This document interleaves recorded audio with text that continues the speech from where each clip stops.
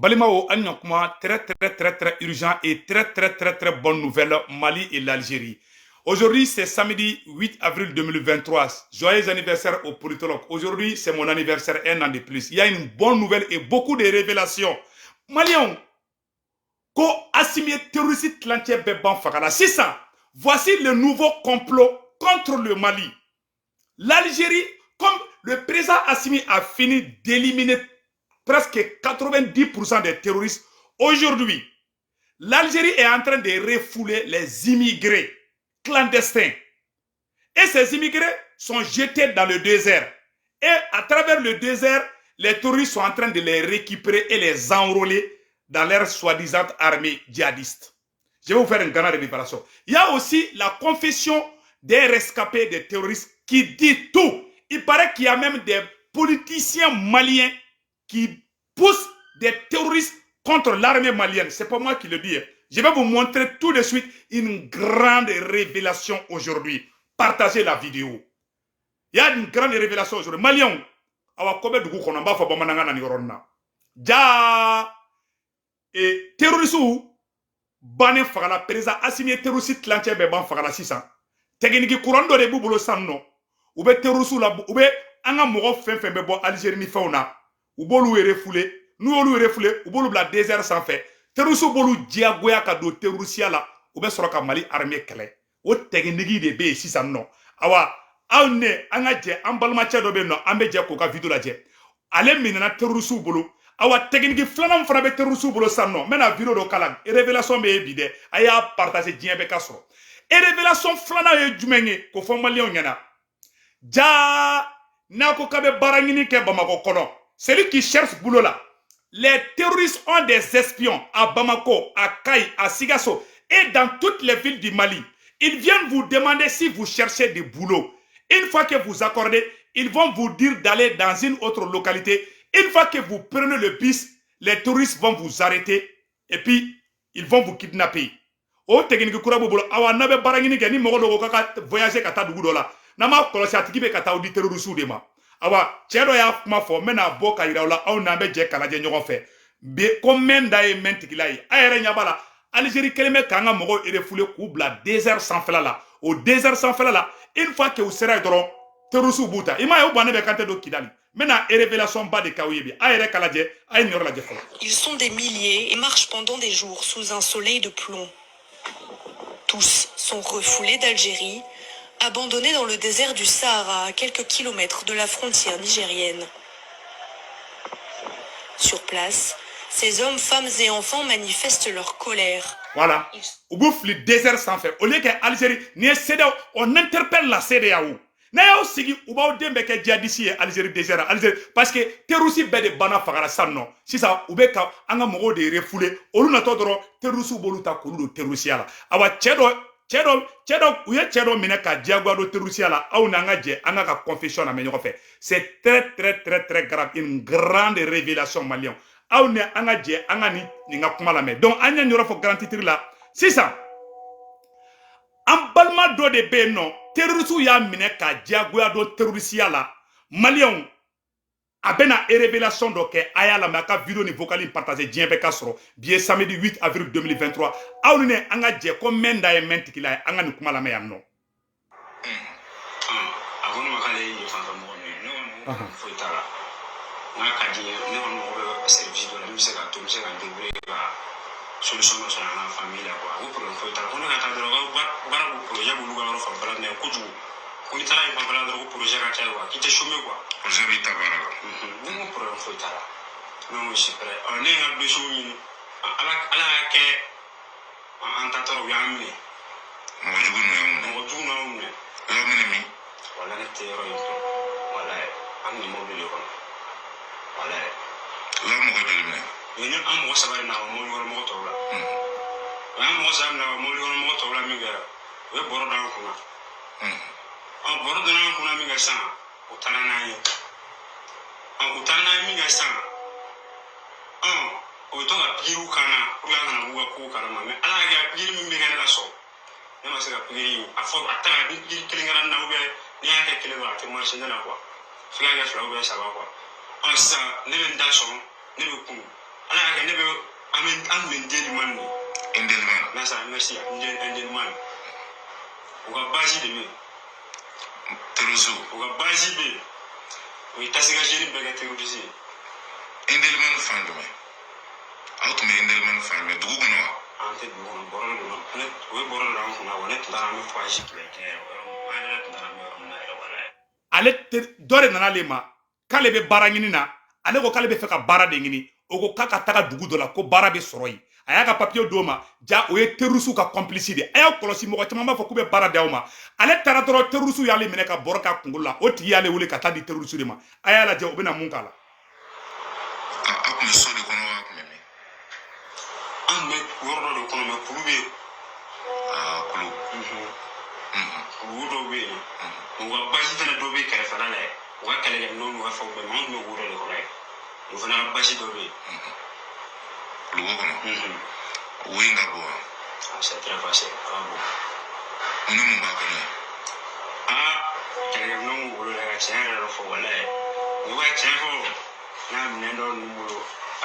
ame do ke sana ka sabu ngani da kale no wuro ka ba gudu mo jamana arabu be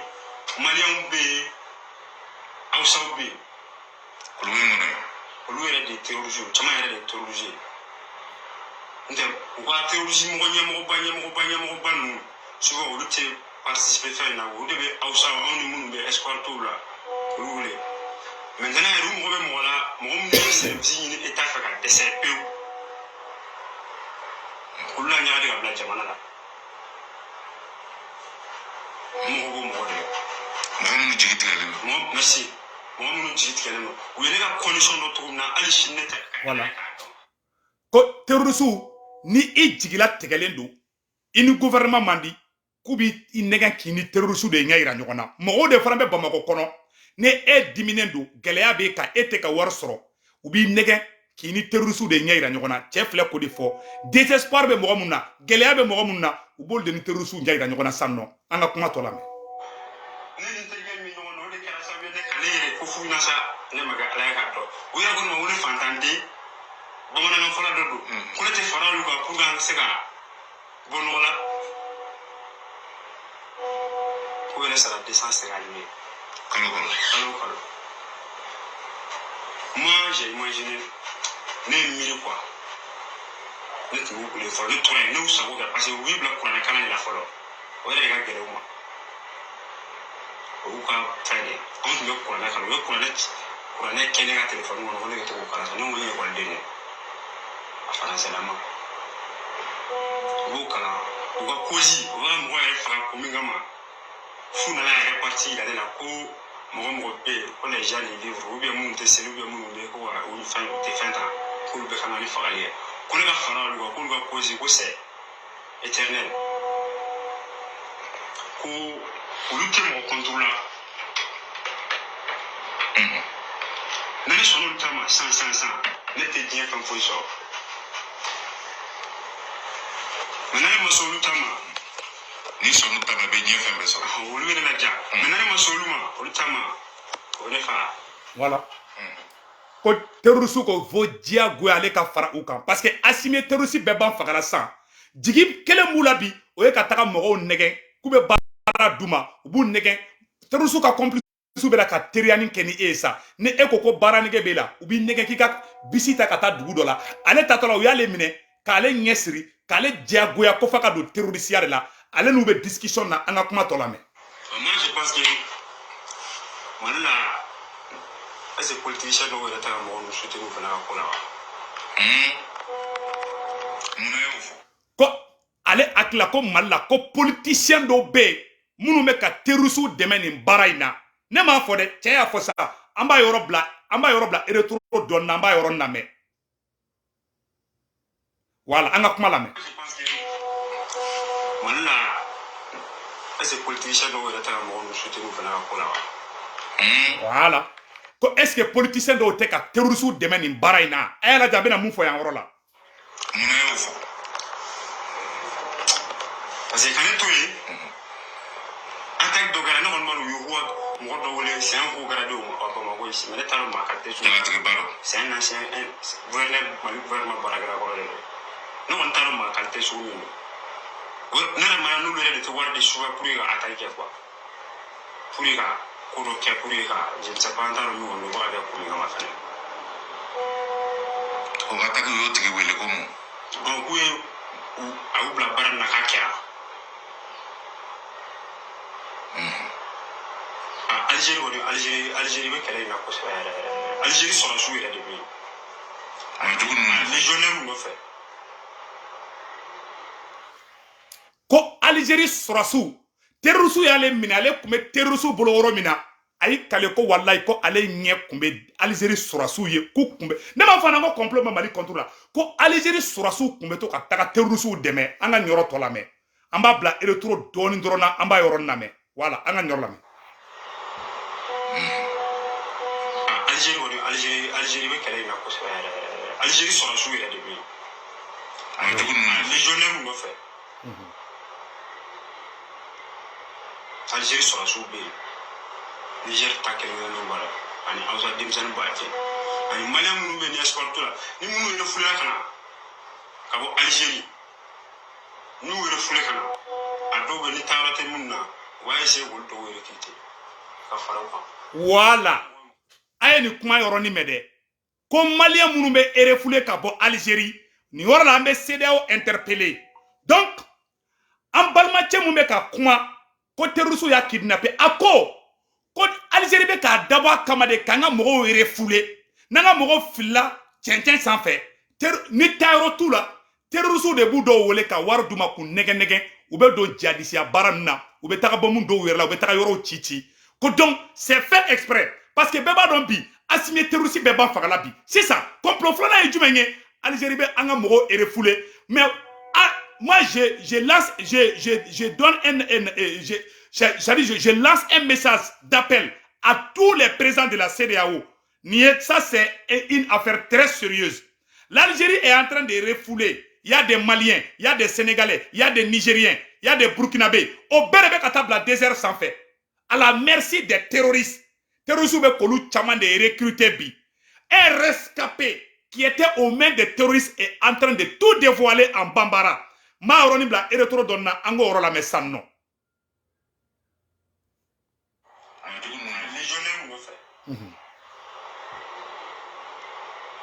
Algérie sɔrɔsiw bɛ yen Niger ta kɛrɛnkɛrɛnnen b'a la ani Hausa denmisɛnnin b'a kɛ ani maliyɛn minnu bɛ yen ni espoir t'o la ni minnu yɛrɛ fulela ka na ka bɔ Algérie n'u yɛrɛ fule ka na a dɔw bɛ ni taayɔrɔ tɛ minnu na u b'a essayer k'olu dɔw yɛrɛ kite ka fara u kan maintenant mɔgɔ bɛ mɔgɔ la caman bɛ ka bana o la. A yɛrɛ tulo b'a la dɛ maliyɛn minnu bɛ erefule ka bɔ Algérie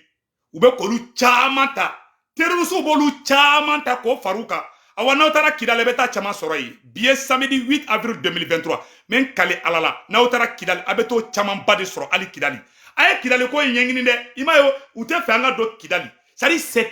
c'est déplorable an ka kuma tɔ la ni révélation ni mɔgɔ min bɛ ka kuma ta ni tigi kun minɛlen bɛ terroristes de bolo a ye minnu y'a ɲɛ na a bɛ k'o de fɔ a ko Algérie sɔrɔsiw tun bɛ to ka taa terroristes ka yɔrɔ la k'ale d'a ye ko tun bɛ Indelimène de n'o ye Gao mara yɔrɔ dɔ ye an ka kuma tɔ lamɛn. Terroristes ni sanama mɔgɔ bɛ mɔgɔ la yɛrɛ o b'a essayer o mɔgɔ bɛ maintenant ils ont besoin des intellectuels quoi mɔgɔ minnu kunkolo ka ɲi dɔɔni n'a yɛrɛ mɔgɔ dɔw bolo n'o tigi kunkolo ka ɲi chimicien de don o fana mɔgɔ bɛ chimicien na minnu bɛ ka bombe artisanale ninnu dilan kan minnu bɛ bombe ninnu dɔn chimiste voilà merci o mɔgɔ b'u bolo o mɔgɔ b'o mɔgɔw yɛrɛ la kosɛbɛ u ko ka ne faga ne de tora fila la parce que bɛɛ ko ne ma ko je vais être utile parce que ko ne bɛ n débrouiller machine na dɔɔni cɛ ko ne ma k'ale bɛ ne ka niveau améliorer dɔ ko ten k'ale bɛ ne ka niveau améliorer pour ne ka se ka expérience sɔrɔ kosɛbɛ k'ale bɛ ne ka niveau améliorer o bɛɛ kɛra kuluwo in kɔnɔ o bɛɛ kɛra yen mais kuluwo in y'a sugu jumɛn de ye ta wa ko in problème o bɛ bɔrɔ dɔ kunna quoi anw nana dɔrɔn an ɲɛsin an yɛrɛ ma c'est-à-dire ne yɛrɛ de kɛra mɔgɔ ye min bɛ se k'a yɛrɛ parce que i b'a dɔn u ye pikiri min kɛ ne la ça ne marche pas un peu n tɛ ni pikiri kɛra fɛn fɛn na a tɛ se ka bɔ ko kalama quoi. donc n'aw sunɔgɔra u b'u ka kow kɛ. merci. ɔ kuluwo in donda bɛ dugu jumɛn. a bɛ fɛn kɔni bɛ Ndelimane de. mais e t'a dɔn Ndelimane fankelen min don. wala ne t'a dɔn Ndelimane fankelen. mais kuluwo in kɔnɔ mobili bɛ se ka don a kɔnɔ wa. oui mobili bɛ se ka don. mobili se ka don mobili sugu jumɛn ni jumɛn bɛ to ka taa e ye mun jateminɛ bezi ani Nations Unies mɔgɔw ka mobili dɔw bɛ taa yen Nations Unies mɔgɔw bɛ taa wallahi MINUSMA docteur ninnu ka a kulo bɛ kuma la Allahu akbar ko MINUSMA mobili kun bɛ taa kuluwo kɔnɔna in na a ye kuma in lamɛn dɛ ko MINUSMA mobili ko kun bɛ taa kɔnɔ ani ONU mɔgɔw ko ni terroriste mu bombarder la ko n'o banana dɔrɔn ko n'u taara kuluwo kɔnɔ dɔrɔn ko ONU mobili bɛ taga ko ka taga terroriste minnu blessera ko k'olu furakɛ ko Algérie sɔrɔdasiw dɔw bɛ k'a yɔrɔ la ko Niger mɔgɔ dɔw bɛ k'a yɔrɔ la aw ma janfa in ye yan an ka kuma tɔ lamɛn ne m'a fɔ dɛ c'est pas moi qui le dis c'est lui qui l'a dit donc an bɛ dugawu de kɛ an ka ɲɔrɔ lasigi an ka bila retour dɔɔnin na an ka lamɛn fɔlɔ dugu jumɛn a bɛ yan fɛn kɔni bɛ Ndelimani de mais e t'a dɔn Ndelimani fankelen min don mais kuluwo in kɔnɔ mobili bɛ se ka don a kɔnɔ wa mobili bɛ se ka don mobili bɛ se ka don mobili sugu jumɛn ni jumɛn bɛ to ka taa e ye mun jateminɛ bezi ani Nations Unies mɔgɔw ka mobili dɔw bɛ taa yen Nations Unies mɔgɔw bɛ taa wallahi MINUSMA docteur ninnu ka médecin ninnu dɔgɔtɔrɔ ye MINUSMA ka dɔgɔtɔrɔ ye minnu bɛ taa ka taa n'u banana n'u ka mɔgɔ min banana sa ou bien ni armée frappe o bɛ t'o dɔw furakɛ e Mali armée frappe k'u ka u bɛ t'o mɔgɔ jɔgɔnnaw furakɛ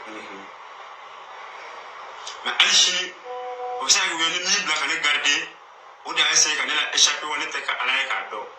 mais u kɔni de ordre tun dir'o ma o ka ne faga de mais ne bɔra o nana ne marifa san bali ka na ne lasigi cɛncɛn sanfɛ ka o jɔ ne la a bɛ na ne faga k'o fɛn o ne ka téléphone ta fili ne kan dɔrɔn ka taa k'olu tɛ mɔgɔ jugu ye anw de bɛ k'olu kɛ mɔgɔ jugu ye donc a ye marifa jɔ e la k'a kɛ komi n'a b'e faga mais bali kun t'a la bali kun t'a la donc ka sɔrɔ ka e bila ka ne bila k'i ka taa ala a ye ne bila min kɛ ala y'a kɛ ne tora tanba la ne ye mototigi dɔ ye ne bila an sɔngo mototigi ye ne bila an sɔngo min kɛ ne ye fɛɛrɛ tigɛ fɛnɛ ka na Gawo ne sera bon aw ni ala cɛ MINUSMA tɔgɔ fɔra yan ani ONU mɔgɔw tɔgɔ fɔra yan aw yɛrɛ y'a ye sisan dɛ ko MINUSMA mɔgɔw ka mobili kun bɛ taga ko ni mɔgɔ minnu bɔnbara k'olu bɛ t'olu furakɛ ne m'a fɔ dɛ c'est lui qui l'a dit bon aw bɛɛ lajɛlen ye kuma in mɛn sisan i m'a ye u tɛ sɔn an ka taa Kidali yan bon Kidali falen bɛ terroriste de la tɛn awa caméra dɔw b'u bolo u ka kuluwo kɔnɔna in na caméra dɔw b'u bolo u b'u t'u ka kuluwo kɔnɔ ko bɛ kɛ Sahara sanfɛla la u ka caméra b'a bɛɛ ye terroriste ninnu ye kuluwo in u bɛ marifa minnu sɔrɔ jɔn de bɛ marifa d'u ma jɔn de bɛ t'u furakɛ jɔn de bɛ marifa d'u ma jɔn de bɛ wari d'u ma ko bɛ e ta baara la k'e sara kalo tile 50,000 an ka kuma in lamɛn dɛ an ka kuma tɔ lamɛn mobili ta n'u place ta n'u an yɛrɛ ka mobili tun tiɲɛna yɛrɛ n'an tile 5 sera depuis le 3 an bɔra n'u depuis le 3 avril le 3 avril ne tun bɛ n'u la an ka mobili ne ye bi ta an ka mobili tun tiɲɛna an bɛ ka na dɔɔnin fo ka taa n bɔ yen jalamugu bɛ n kun n bɛ ka siran de parce que u ko ne ma k'u bɛ ne dɔn yɛrɛ de ko ne tɛ se ka taa k'olu bolo da u ye b'e dɔn cogo di problème de bɛ yen ne bɛ ka min n tɛ sunɔgɔ la su fɛ n bɛ hami a la diɲɛ don o don u b'i fa tɔgɔ n'i ba tɔgɔ dɔn voilà u y'o dɔn cogo di miiri o bɛɛ ka ne miiri de o bɛɛ ye miiri de n bɛ ka miiri o la toujours donc kelen k'i minɛ u ye ka renseignement bɛɛ f'e yɛrɛ ye wa u yɛrɛ ne ka renseignement bɛɛ fɔ ne na i minɛ don ne minɛ don an ma ko caman kɛ o dugusajɛ de o ye ne ka renseignement bɛɛ fɔ ne na ko mun ni mun ko ne fa bɛ tan ne ba bɛ tan ne bɛ tan ne bɛ gɛlɛya tan ne taara Moritani ne bɛ tan ka ne ka fɛn bɛɛ fɔ ne yɛrɛ siranna o yɔrɔ de la kosɛbɛ hali ne bɛ mobili kɔnɔ o la ne ye jalamugu de siri n kun na parce que an ka wa ne tun bɛ fɛ ka taa Gawo kan kɔnɔ n siranna wa souvent ni Mali gouvernement b'a ka patrouille la dɔ bɛ wele kɛ ka f'u ɲɛna ko bɛ ka bɔ ko sɔrɔdasiw bɛ ka bɔ ni Mali gouvernement b'a patrouille la souvent dɔw bɛ weleli kɛ k'a fɔ sɔn ko sɔrɔdasiw bɛ ka bɔ ka wele kɛ k'a fɔ terroriste ye k'u lasɔmi k'u lasɔmi ko Mali armée bɛ ka bɔ patrouille la ko kana na bɔ jɔn b'o weleli kɛ dɔw kɔni bɛ weleli kɛ fana ko ni Mali armée ye mouvement fɛn fɛn kɛ ko dɔw b'u to Bamakɔ ka téléphone ta ne m'a fɔ ko terroriste ka complice bɛ Bamakɔ de u bɛ téléphone ta k'a fɔ ko terroriste ɲɛna k'u k'u kɔlɔsi dɛ ko Mali armée bɛ ka taga yan fɛ Mali armée bɛ ka taga yan fɛ a ye complice in ye dɛ an ka kuma tɔ lamɛn Kulsum o ye dugu dɔ ye o Gawo fanfɛ dugu dɛ terroriste bɛ Kulsum e ko ko ordinateur dɔw tun bɛ e tun bɛ baara k'olu la ne ka bara fanga tuma bon kosɛbɛ parce que o y'a dɔn ne bɛ dɔnniya min kɛ ne bɛ surveillance de kɛ mɔgɔ dontɔla ni bɔtɔla o tun ye ne ka baara dɔrɔn de Vidéo surveillance. merci beaucoup ne tun b'o ka ordinateur de la yan E tun bɛ mɔgɔ ye. ne tun bɛ mɔgɔ ye Min bɛ ka nalen u fan fɛ. nka mɛ a bɛɛ kunkolo datugulen don tout suit de ɲɛkili Voilà. Aw ni ala cɛ aw yɛrɛ m'a ye video surveillance terroriste bɛ cɛncɛn sanfɛ kulu o jukɔrɔ mɔgɔ bɛ tɛmɛ terroriste kɛlen bɛ caméra de bɛ terroriste bolo caméra sophistiquée de bɛ terroriste bolo terroriste y'o caméra sophistiquée u y'o bɔ yɔrɔ jumɛn ka ale minɛlen terroriste bolo ko terroriste kun b'ale bila ale ka surveillance vidéo de kɛ ni mɔgɔ dɔ bɛ ka na terroriste fan fɛ dɔrɔn ale b'a ye ale b'a f'u ɲɛna u kun kɛlen bɛ k'ale bila o de la maliyɛnw a y'a ye sisan janfa bɛ Mali contre la ko biɲɛkalagi n'a sen dalen biɲɛkala kan o biɲɛ tɛ se ka ye ninnu y'a dabɔ k'an faga de k'an siya ban pewu k'an ka dugu ta ka k'u ta ye k'an bɛɛ faga ka criminel assassin dilan u ka to k'anw faga ninnu ye kafiri de mɔgɔ b'a fɔ k'a bɛ Faransi fɛ bilahi halaladen tɛ mɔgɔ b'a fɔ k'ale bɛ Faransi fɛ bilahi ala ka sanpɛrɛn jigin a tigi kunkolo kan an tɛ yafa si ma a y'a ye o bɛ ka mun k'an ka dugu la a y'a ye o bɛ ka mun k'an ka dugu la terroriste caméra de b'u bolo ka kuluwo kɔnɔ n'an ka sɔrɔsiw bɛ ka na i m'a dɔn to bɛ ambisikadu da n'an ka sɔrɔsiw bɛ ka na mɔgɔ dɔw b'u to Bamakɔ kɔnɔ ka terroriste wele ko k'u kɔlɔsi ko sɔrɔsiw bɛ nali deuxième mois caméra de bɛ terroriste bolo u ka kuluwo kɔnɔ ni mɔgɔ bɛ ka na u b'a ye cɛncɛn sanfɛla ninnu caman bɛ yen nɔ ja caméra de bɛ terroriste bolo u sigilen ɲɛ b'a la ko caman bɛ ka kɛ et puis o caméra o connexion bɛ satellite la satellite jumɛn de bɛ ka connexion di terroriste ma an ka nin yɔrɔ la mɛdɛ maliyɛnw an bɛ nin k'a dama video dɔ ye donc dabaliban ko min kɛra maliyɛnw ko terroriste ko caméra de bɛ terroriste bolo ka kuluwo kɔnɔna na an balimacɛ mun minɛna n'ale bɛ k'a ɲɛfɔ terroriste ko minnu kɛra ale ɲɛna ja ko caméra de bɛ terroriste bolo u b'u tɔ kuluwo kɔnɔ ko bɛ ka kɛnɛ ma o b'a bɛɛ ye awa o caméra o connectelen bɛ satellite dɔ de la jɔn de bɛ ka satellite di terroriste ma u ka se ka yɔrɔw ye jɔn de bɛ ka terroriste dɛmɛ walasa u ka se ka ordinateur sɔrɔ jɔn de bɛ ka terroriste dɛmɛ walasa u ka se ka caméra sophistiquée ba sɔrɔ c'est la question qu'on se pose ils ont les caméras les plus sophistiquées ils sont en train de recruter les innocents donc an bɛ CEDEAO président n'a y'aw sigi ka kɛ tubabu jɔndenya ye ils vont détruire le Mali, ils vont détruire le Sénégal, ils vont détruire la Côte d'Ivoire. Nama kaka shibonte. Ah ken natabaya kasigi kabe Fransiko. Fransien kafiri, Fransien criminel mogo fagaladi. Terrorisme ka baraka ni ordinateur miye a barasele me satellite la direct. Avec un fanan baou de fakata nga village uchi. Algérie fana au même moment, Algérie be kanga mogo refoulé ka tout blafo tchéntchén sans fait. L'Algérie pouvait appeler les présents maliens, sénégalais, ivoiriens pour que an se ka tanga mogo ta Algérie kana nu ina fa Tunisia ke togomna mais Algérie be avion d'état wagati mina Mali be ka jaddisu faga wagati mina Burundi be ka jaddisu faga Algérie wula ka taga an ka étranger fɛfɛ be ka bɛɛ cɛ ka kɛ bɛɛ kɛ avion kɔnɔ ka tugu fili fo cɛncɛn sanfɛla la taayɔrɔ t'u la terroriste de bɛ t'u récupérer san nɔ dɛsɛ b'u la ka ji d'u ma k'u nɛgɛn k'u don terrorisiya la. Voilà le complot qui est. Il m'a Kidal ou t'es fait à Kidal. Ni Kidal ko fotoro Farsi, il va Farsi ka nganya de wuli sisa. Anga la mais. Terrorisme ko caméra de terrorisme bolo uka wola. Bien samedi 8 avril 2023. Aou ne anga je anga nyoro to la mais ça non. C'est vraiment ça fait vraiment c'est la honte anga nyoro la mais malien. Wuli ka fo terrorisme ko la somi. Ko Mali armée be ka bo patrouille la. Ko kana na bo. John mo wuli le. John mo wuli je kana. Le Kulsum, et tout là. Terrorisme Kulsum. Et pourquoi ordinateur donc et me parabole là. Ne ta bara fanga tuma beaucoup c'est parce que on a donné be dɔnniya min kɛ ne bɛ surveillance de kɛ mɔgɔ dontɔla ni bɔtɔla o tɛ ne ka baara dɔrɔn de. Vidéo surveillance. Merci beaucoup. Vidéo surveillance. Oui, il y a la vidéo surveillance. Depuis quand terroriste a accès aux satellites avec des caméras sophistiquées en Europe la mer. Et même moi. Net même moi. Même dans les ou français. On a ma bête on le doit trouver tout suite de bien qu'il dans la mouva bête. Mon gosse du même tout fait. Arabu bala. Bamanan bala malien piripiru bala. La flaga chaya. Flag. Alors, nous on est des flags. a dɔn tɛ kan foyi mɛ ni fila tɛ mɛ filaw dɔrɔn tɛ ko in na dɛ ne yɛrɛ mɛna ni européen dɔw tɛ na anglais fɔla dɔw bolo o tɛ bamanankan mɛn yɛrɛ a dɔw tɛ bamanankan mɛn arabu anglais mɛ filaw ka ca ka ca fɛ o kun ye mun de ɲini fɛ u tun ye min ne fɛ dɔrɔn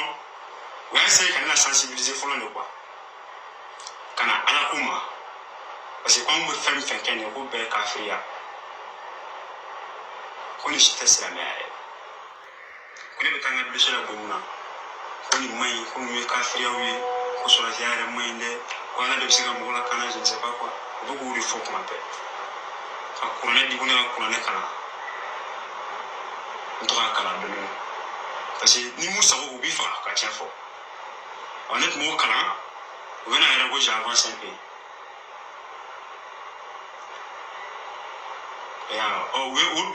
o kuranɛ kalan o bolo ko bɛ ka don ne kuma sisan o y'a essayé sisan ka ne intégrer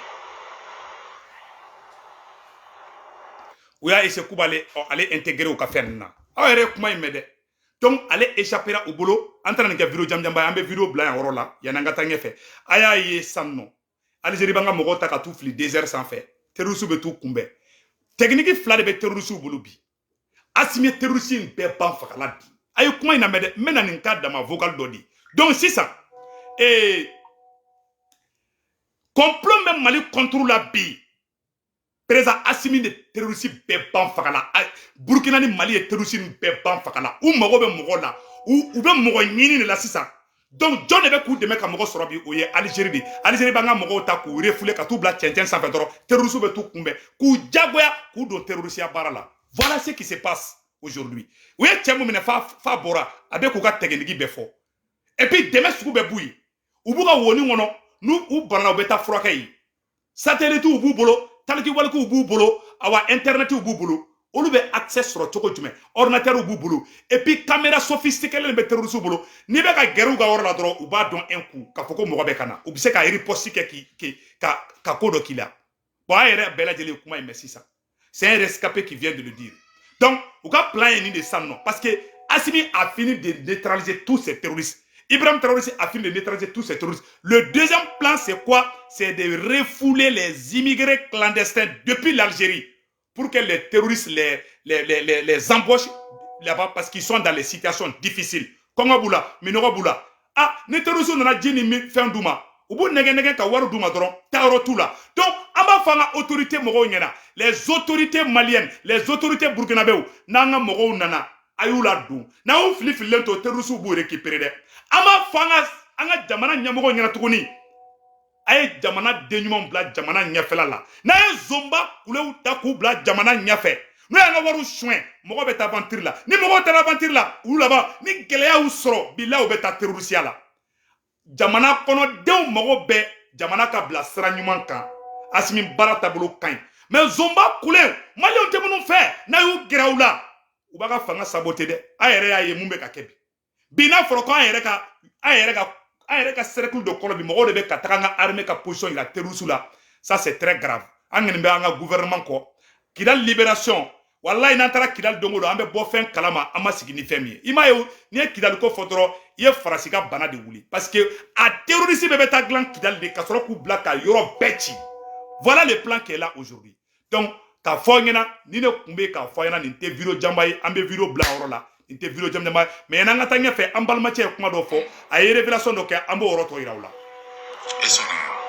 ah ma sɔn parce que n ye miiri o de bɛ taa ni. a b'a kɛ to dɛ. u yɛrɛ fɛ olu bɛ silamɛya de la nin ye. sunkalo la u bɛ hinɛ mɔgɔ dɔw la. o y'a sɔrɔ ne ta kɛra. Ne bilala ne dira cɛ ma o ka ne fa o ye miiri sunkalo la parce que ne tun b'a deli quoi parce que ale fana ne tun bɛ ne contrôler parce que o ma da ne la. voilà u kun kan k'ale faga de mais ale dira mun ma o tigi hinɛra la k'ale bila sinon ale kun kan ka faga de donc lui c'est un rescapé ale échappé u bolo de donc sisan. mɔgɔ min kɛlɛ ma yɛrɛ bɛɛ bɛ bɔ sanu de la o ni tamasiyɛn ninnu bolo bɛ ɲɔgɔn bolo. minnu bɛ sanu bɔ la. Hey, Malien, attention, il y a un vidéo là. an balimakɛ mun kun minɛlen bɛ terroriste bolo a ko ko rebelle seba mɔgɔw de bɛ taa sanu k'u bɛ sanu de échanger ni marifa ye k'a di terroriste ma an ka yɔrɔ lamɛn dɛ a ko ko rebelle seba minnu filɛ Kidali k'olu de bɛ ni terroriste bolo bɛ ɲɔgɔn bolo an balimakɛ mun minɛna a bɛ ka yɔrɔ fɔ an ka jɛ an ka yɔrɔ lamɛn ɲɔgɔn fɛ voilà an ka yɔrɔ lajɛ